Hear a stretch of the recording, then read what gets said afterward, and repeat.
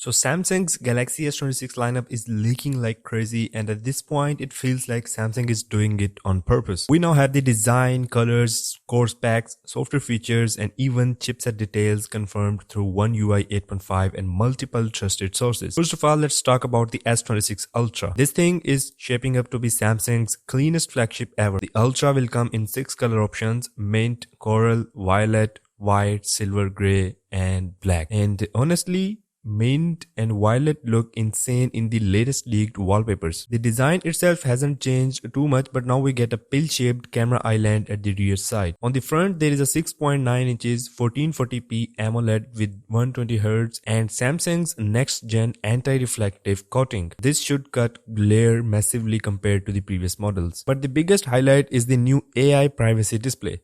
The phone can hide your screen in public places while entering passwords or even scrolling your gallery, and you can toggle it anytime you want. This is actually useful, unlike the random 165Hz displays we saw last year. Inside, the Ultra is getting a 5000 mAh of battery with 60 watts of charging, and yes, Samsung's efficiency is usually better than Android rivals anyway, so battery numbers matter less than optimization here. The performance jump will be huge. The Snapdragon 8 Gen 5 Elite is based on a new 3nm architecture with 4.6 GHz peak, giving around 20% more power and 35% better efficiency than last year's chip. The cameras, Samsung is upgrading to new 200 megapixel HP2 Plus sensor with a wider aperture for better low light shots. There is also a new 12 megapixel 3x lens, a 50 megapixel 5x periscope, and a 50 megapixel ultra wide angle lens. Now let's talk about the whole S26 family. Thanks to the hidden 3D renders inside One UI 8.5, we know all three models S26, S26 Plus, and S26 Ultra are getting a dedicated camera island. Samsung is finally moving away from floating camera rings and following the industry trend, just like the Apple, Google, and basically every other flagship. Also this year, the Ultra doesn't look drastically different from the other two models. Same rounded corners, same flat design, just bigger with more camera lenses. Well, we can say the edges are more rounded this time. People who loved the boxy note style design in Samsung phones might miss that,